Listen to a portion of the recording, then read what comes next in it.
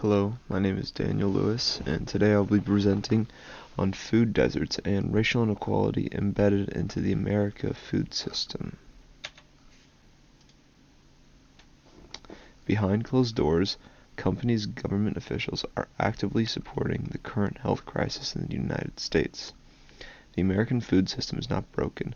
It is currently working exactly as it was designed. Affordable and available food has created a pattern of saturated fats, added sugar, and sodium while lacking the vital nutrients people need. Racial inequality determines what healthy options are even available, and has produced a form of structural racism embedded directly into our food culture. My thesis is that corporate greed, racist city planning, and the lack of government obligation has systematically destroyed the health of Americans by denying them access to nutritious food. And through policy reform and FDA regulation, the food and food justice movements, there is possibility to reverse this damage and revive America's health.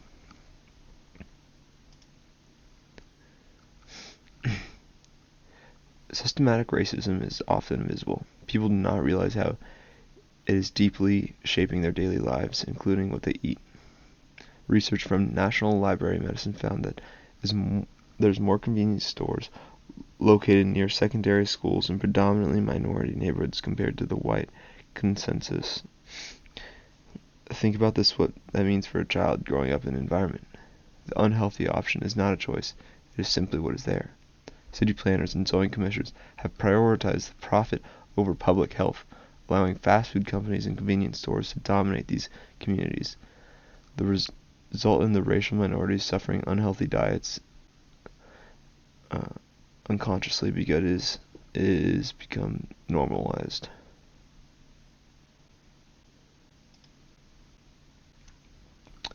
This slide goes deeper into why food swamps persist. Food swamps, which are areas of higher density in junk foods. Fast food chains have enormous financial advantage over fresh markets. They require less space, less labor, and generate more profit. So they expand aggressively into areas with less competition, which is why they end up in low-income minority neighborhoods. The research proves this is not a coincidence. Fast food was 3.56 miles closer in neighborhoods with the highest concentration of black residents compared to the lowest. And black residents living in food swamps have statistically significantly lower diet quality than those who do not. These are not patterns that naturally appear, they are deliberate business decisions made by the expense of communities' health. The health consequences of the system are devastating. The food being sold in these communities contain ingredients the World Health Organization has classified as Class 1 carcinogens, the same as cigarettes. Hot dogs, sausages, bacon, lunch meats. These are daily foods for millions, not because they do not care, but because they do not have alternates and often do not know what they're consuming. And most shockingly, research shows that years of potential life lost for an overweight diabetic living in the food desert is around 45 years. That is not a statistic, that is someone's entire future being taken away from them. The United States leads the world in diabetes, and it is not the citizens' faults.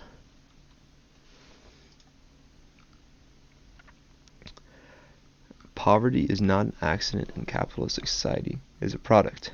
Constant pressure to maximize profit leads directly to the destruction of a healthy lifestyle in the working class communities. This is argued in a quote, even if racism were eliminated tomorrow, class exploitation would still continue.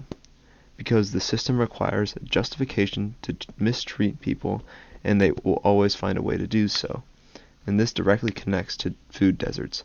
They blame poor communities for their own unhealthy diets, and that is the justification. It protects the corporation and lets politicians who built the system continue to abuse their power. Racial formation theory developed by Michael Almy argues that race is not just a social identity, it is a tool used to distribute resources. Economic, social, and political forces determine who gets what. Almy states that once we recognize racial dimension present in every institution and social practice in the United States, it becomes possible to speak of racial formation. The deliberate placement of food deserts is not separate from this history. It is a direct continuation of it. And race has always determined access to resources in this country, and food is no different. A real-life example is Detroit. Detroit puts all of this into concrete reality. With a population of 91% African Americans, Detroit has an obesity rate of around 60%, which is nearly double the average of America, or 33.8%. And when you look at why, the answer is clear. Only 8% of the food retailers in Detroit are actually grocery stores. The remaining 90% are fringe locations, liquor stores, gas stations, dollar stores, and convenience stores stocking processed canned goods. This is not a community making bad choices, but this is a community that was never given good ones to begin with.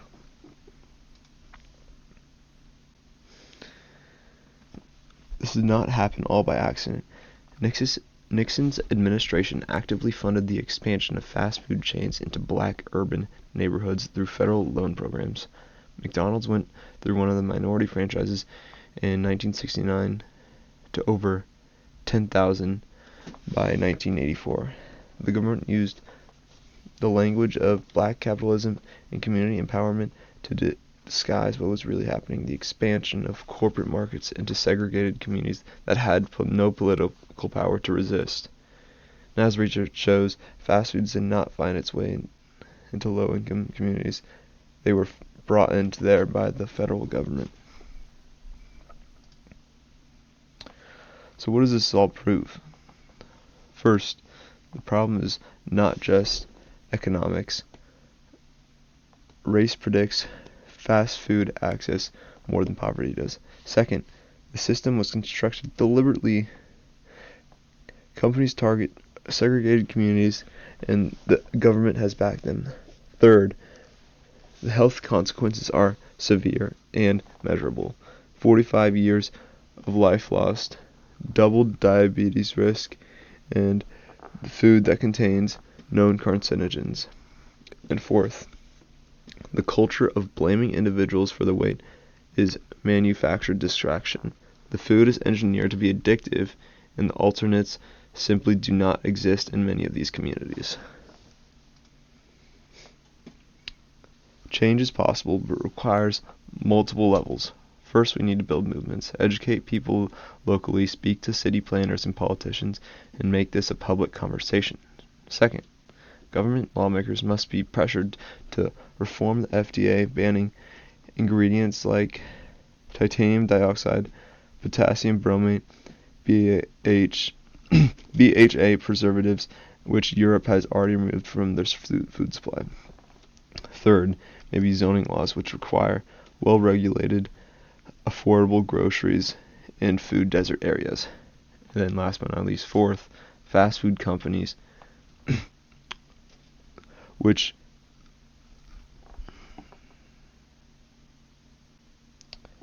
have land in food deserts must be taxed.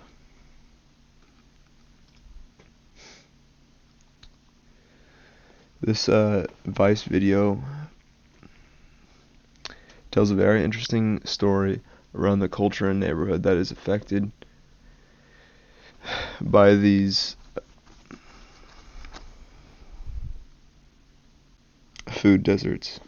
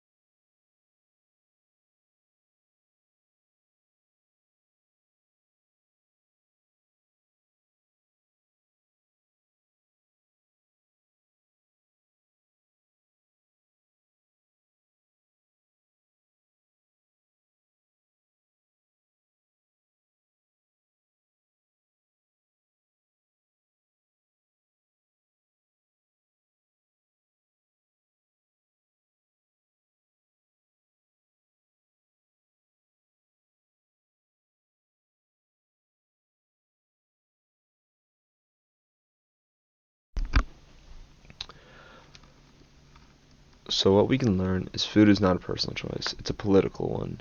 And until we treat it that way, the health crisis in minority communities will continue to be featured of the system, not a bug. Thank you.